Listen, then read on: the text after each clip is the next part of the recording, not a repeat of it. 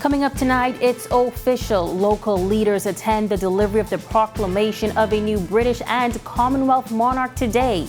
A teen is gunned down overnight just steps from his home last night. Plus, Americans mark the 21st anniversary of the deadly 9/11 attacks. And Bruno Mars and Anderson .Paak mixing it up with their new rum that was recently launched at Bahamar.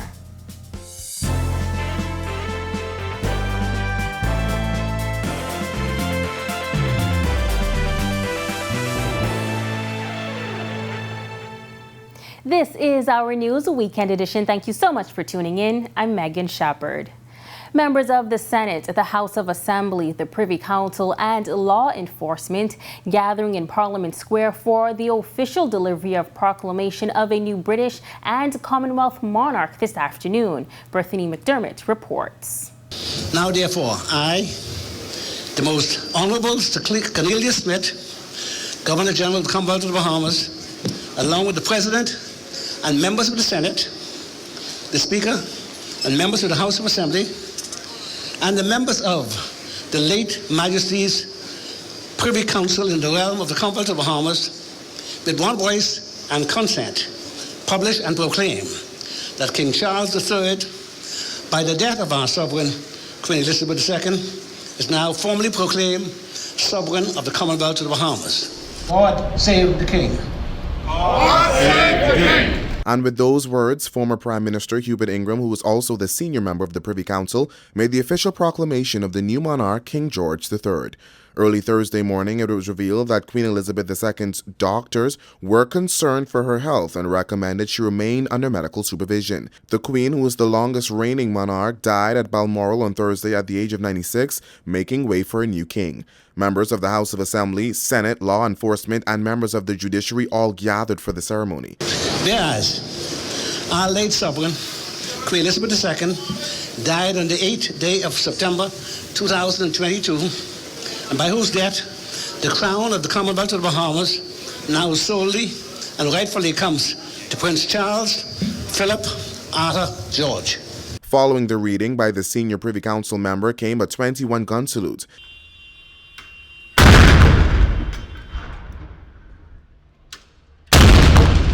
Three cheers for His Majesty the King. Hip, hip, hip. Hooray! Hip, hip, hip. Hooray! Reporting for Our News, I'm Bethany McDermott. Many across the world remembering the life and legacy of Queen Elizabeth II. Several people gathering at Christ Church Cathedral this week as the church held a service of remembrance for the Queen, who had distinct constitutional relationships with the churches of England and Scotland. Among those in attendance was the Minister of Home Affairs for the Turks and Caicos Islands, Otis Chuck Morris. I feel it upon myself that I should have come here to the church that is representative of the English colonies to give my respects, pay my respects to the Queen on the passing of the Queen. The Turks and Caicos Islands is an overseas territory of the United Kingdom. Morris says the Queen has left an unforgettable legacy. Most of all, she was a woman of true faith. She was a true Christian, and she always was for the people. Undoubtedly that it is that she's been so long, and she has done a great job. Large crowds lining the streets in Scotland this morning as the Queen's coffin was transferred from Balmoral on a 6-hour, 170 miles drive to Edinburgh.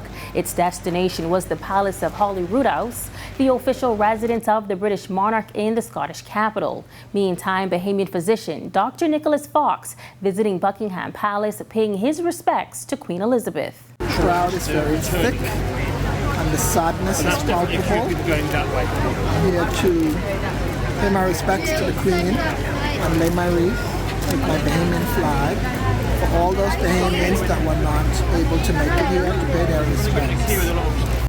Meantime, the Queen's funeral procession will continue on Tuesday to Buckingham Palace in London and eventually arrive at Westminster Abbey for the state funeral on September 19th.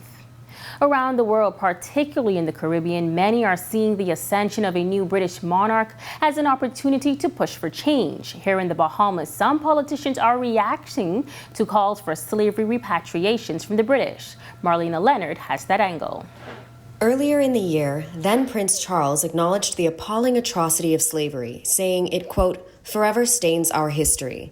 Now, as he ascends the throne as King Charles III, the push for reparations from the British for those impacted by the transatlantic slave trade is back on center stage again, with many local and regional activists speaking up, saying slavery reparations would be an opportunity for Charles to lead the way.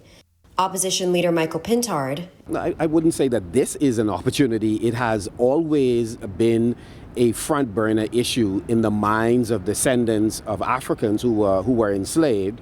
And we know very well that Europeans in general, those from the United Kingdom in particular, played a role in that regard. And so that is it's a live issue. It is important that we right the historical wrongs without introducing new biases.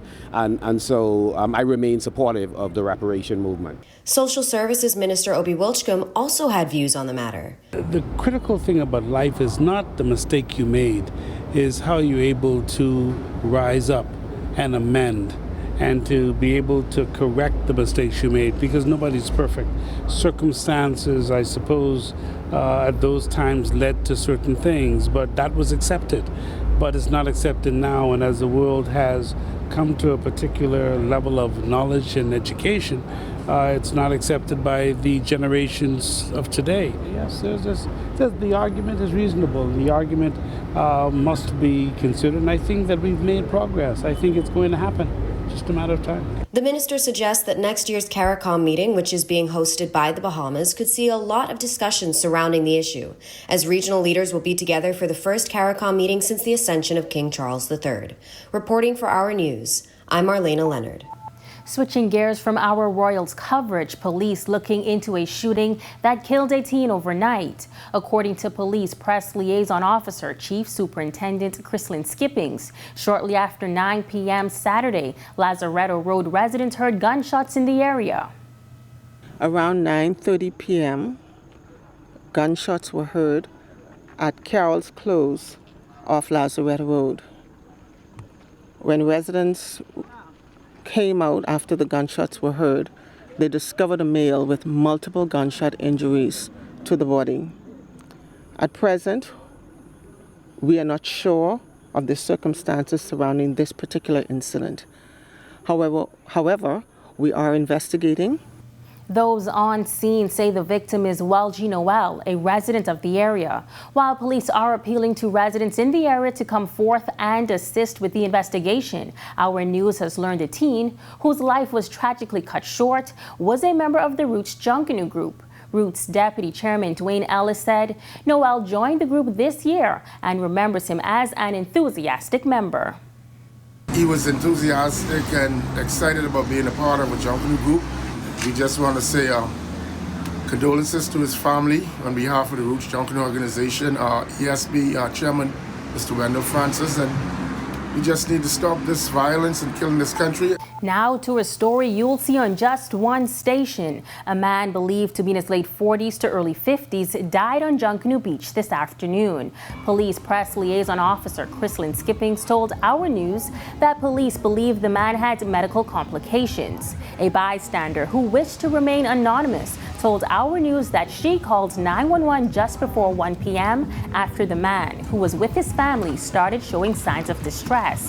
When we arrived on scene just after 2:30 p.m., crime scene investigators were processing the scene while morticians were preparing to remove his body from the beach. Chief Superintendent Skipping says foul play is not suspected. Grand Bahama is set to receive increased CCTV coverage in crime hotspots. Police Commissioner Clayton Fernando detailing how it will be integrated to maximize its potential. We're going to put our CCTV in some hotspots and also the short spotter. That will be on board a company with the CCTV. So that is in motion. We have already looked at the data to identify our hotspots where most of these crimes are happening, where the guns are being fired in our communities every other night, where these shootings happening. So we are having the short spotter will be in those areas along with the CCTV. Still to come on our news weekend edition, an Abaco MP and former Prime Minister react to the Abaco Dome City demolition. And Americans remember the 9/11 attacks 21 years later. That's coming up in our World News segment when our news returns. Got wireless dead zones at your house? How about endless buffering? Will you put the Wi-Fi password again? This is Aero. Aero is not just any Wi-Fi router. Rev customers get the first Wi-Fi system that covers every inch of your beautiful home, improving home coverage, higher speeds, high performance, and connectivity for up to 75 simultaneous devices. Aero. So while you're streaming your favorite show on HBO Max, Aero with Rev gives you the freedom to stay connected while you work, learn, and play at home. Never think about Wi-Fi again with Aero from Rev. Visit rev.bs/Aero or call 601-8992 to make your Wi-Fi wishes come true.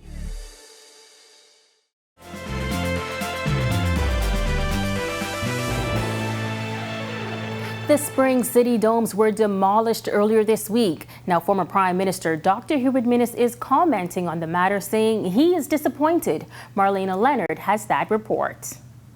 Following this week's demolition of the domes in Abaco, former Prime Minister Dr. Hubert Minnis expressing his disappointment that the domes were destroyed rather than dismantled and stored. The entire design was those homes, those domes can be dismantled, stocked or stored, and subsequently used in different areas when necessary in case of some other catastrophic event, but not to be destroyed. The demolition itself had been planned for August 31st, the week of the third anniversary of Monster Storm Dorian's landfall. A subsequent extension was announced that same day, but the details on it were never provided by the Department of Housing or the DRA. The Office of the Prime Minister releasing a 4-page press statement stressing the devolution of the grounds, as well as alleging the site was being, quote, misused and abused in several ways by a number of residents, end quote. The statement also said that the initial plan was to dismantle the domes in the hope that something might be salvaged, but they claim the site is riddled with mold. But the former Prime Minister doesn't see the mold issues as a reason to destroy the domes. Now I hear them say, oh, they had mold and different things. How many government buildings around here have mold? Do we break them down or do we clean them up? The Office of the Prime Minister also saying most residents will attest to their good treatment, noting stipends and assistance in kind for their transition to more dignified housing, but that a few residents have been reluctant. The Davis administration has also promised that Abaconians can expect hundreds of new homes in the coming year. Reporting for Our News, I'm Marlena Leonard. Thanks, Marlena. Well, meantime, Member of Parliament for Central and South Abaco, John Pinder, also weighing in on the Dome City demolition, calling it a bit shocking. My briefing that was given to me at 4 p.m. yesterday afternoon by the Ministry of Housing or the Department of Housing, which is taking the initiative to remove them and use the land for the affordable housing program, was that we still had a few residents in need of help to find accommodations. And that was priority before further steps were made. And I've made this crystal clear that we need to help first before we remove. Pinder also expressing disapproval for the way in which the domes were destroyed. And it was shocking that they would send a bulldozer there to start pushing them down. It was, we still have a couple individuals that needed help. A couple more days wouldn't have made a difference in removing them. He also felt that that they needed to be dismantled and taken out piece by piece, considering they're in the middle of the entrance to Spring City. I mean, it's a community town. We have people around. It's dangerous to have that kind of machinery out there. Americans marking the 21st anniversary of the 9/11 attacks with several events today. One of them was a speech delivered by U.S. President Joe Biden at the Pentagon. Biden using the time to commemorate the anniversary of the deadly attacks and call for Americans to unite. You know, we regain the light by reaching out to one another and finding something all too rare, a true sense of national unity. To me, that's the greatest lesson of September 11. Nearly 3,000 people died after extremist group Al-Qaeda plunged jets into the World Trade Center, a portion of the Pentagon, and a field in Pennsylvania. President Biden quoting the late Queen Elizabeth II in a speech today, using words from a message sent by the Queen shortly after the 9/11 attacks in 2001. Where she poignantly reminded us, quote, "Grief is the price we pay for love. Grief is the price we pay for love." Many of us experienced that grief, and you've all experienced it. So many heroes were made here. So many of your loved ones were those heroes. When our News Weekend edition comes back, the Prime Minister explains why he's encouraged by a new poll. Plus, a dog attack survivor calls for more action when it comes to enforcing laws. This is our News Weekend edition. Stay tuned. Got wireless dead zones at your house? How about endless buffering? Will you put the Wi-Fi password again? This is Aero. Aero is not just any Wi-Fi router. Rev customers get the first Wi-Fi system that covers every inch of your beautiful home, improving home coverage, higher speeds, high performance, and connectivity for up to 75 simultaneous devices. Aero. So while you're streaming your favorite show on HBO Max, Aero with Rev gives you the freedom to stay connected while you work, learn, and play at home. Never think about Wi-Fi again with Aero from Rev. Visit rev.bs/Aero or call 601-8992 to make your Wi-Fi wishes come true.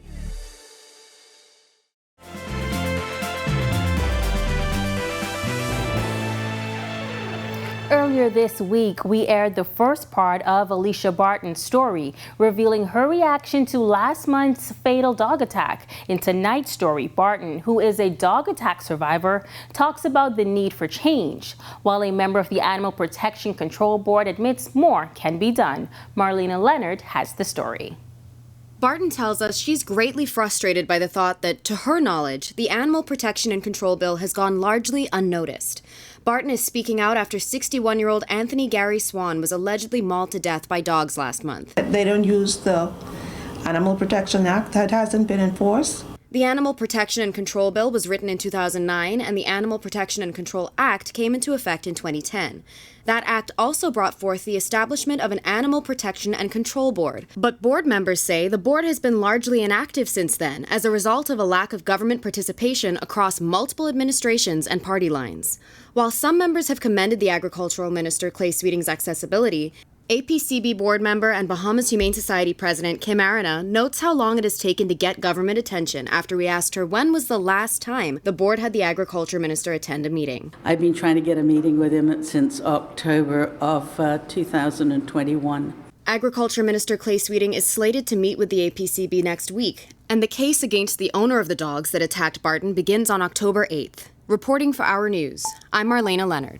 Thank you, Marlena. Prime Minister Philip Davis says he's encouraged by recent public domain polling that revealed 70% of people surveyed approve of the job being done by Davis. The poll also revealing a 64% approval rate for the Davis administration. Positive polling aside, Davis, whose administration is preparing to mark its 1 year in office this week, says he will not rest on his laurels.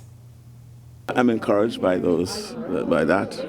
But I'm not going to rest on my laurels. There's still much to be done, and we have our plan settled in our blueprint for change, and we are following that slavishly, and you could check the box as we move along. And that's what we will intend to do and continue to do. What's in that blueprint for change, we are going to deliver. The Prime Minister also recently highlighting the issue of learning loss caused by the COVID-19 pandemic.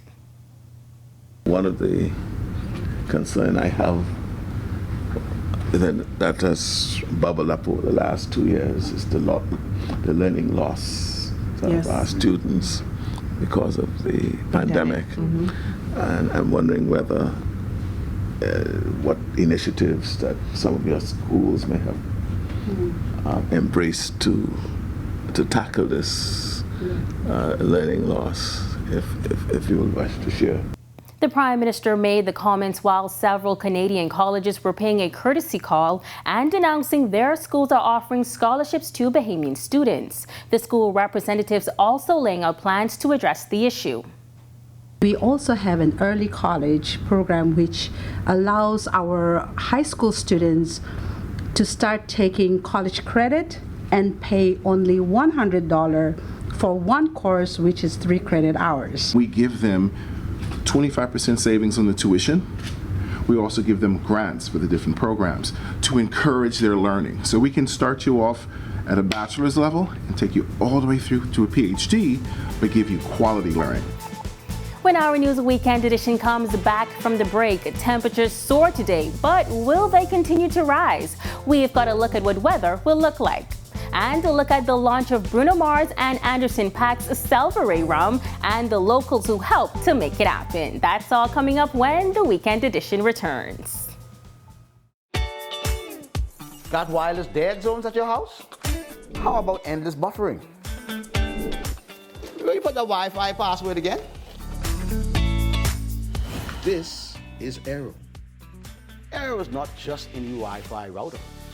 Rev customers get the first Wi-Fi system that covers every inch of your beautiful home, improving home coverage, higher speeds, high performance, and connectivity for up to 75 simultaneous devices. Aero. So while you're streaming your favorite show on HBO Max, Aero with Rev gives you the freedom to stay connected while you work, learn, and play at home. Never think about Wi-Fi again with Aero from Rev. Visit rev.bs/Aero or call 601-8992 to make your Wi-Fi wishes come true.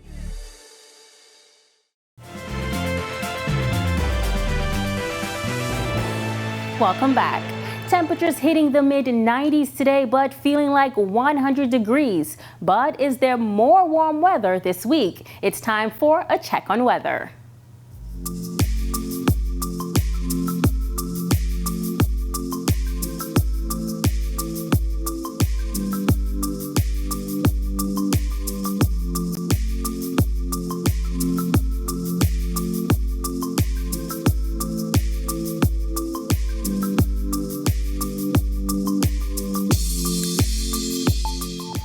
The Bahamas recently hosted Bruno Mars and Anderson .Paak as they launched their Salveray rum in the Caribbean. Our Marlena Leonard caught up with the local vendor, Young's Fine Wine, and the rhythm band, who took the stage to help the group with their fun-filled launch. Many know Bruno Mars and Anderson .Paak for their music, but what you may not know is that when they're not making music, they're making Salveray rum. And over the weekend, they chose the Bahamas to be Salveray's first home in the Caribbean. Salveray also opted to partner with a local company, Young's Fine Wine. We spoke to Senior Vice President Kyle Jones, who tells us what the response was like to the new addition to the menu at Bon Vivant. They offer an amazing lineup from sipping rums to mixing rums, and we really think it's going to do really well in the Bahamian market. Throughout the week that Salveray was here, we actually had a cocktail menu dedicated solely to their rum, and it did really well. We sold a lot of cocktails. One of the most popular was a chocolate old-fashioned, because they have a chocolate rum, and it went over really well. It featured events on rooftop bars, catamarans, and even a pool party attended by the musicians themselves. Global brand ambassador Brian Clem tells us why the Bahamas was such an obvious choice for Salveray's launch. The Bahamas is a new market for us. We are the fastest growing premium rum, and we've been very excited about some of the work we've done in the States, and we want to bring it to where rum culture is not only has some of its deepest roots, but where they're going to appreciate a beautiful brand like Salveray. So. Bruno Mars and Anderson .Paak didn't just bring the flavor in the Salveray rum. They also brought the flavor to the music when they got up on stage with Bahamian band, the Rhythm Band. And we caught up with some members of the Rhythm Band at their band room, with them telling us what it was like to perform with the dynamic duo. The favorite part is just the excitement on the faces of Bruno Mars and Anderson .Paak. Like they was like blown away. We had rearranged some music, what they sent, in the form of break and scrape, and when they heard some of it, they were blown away. For an extended version of the report, including a special recipe from Brian Clem and more from the Rhythm Band on their experience, check out the Our News Bahamas Facebook page. Reporting for Our News, I'm Marlena Leonard. Awesome way to wrap up the weekend, and that's going to wrap it up for us here on Our News Weekend Edition. On behalf of the entire team, I'm Megan Shepard. Enjoy the rest of your evening.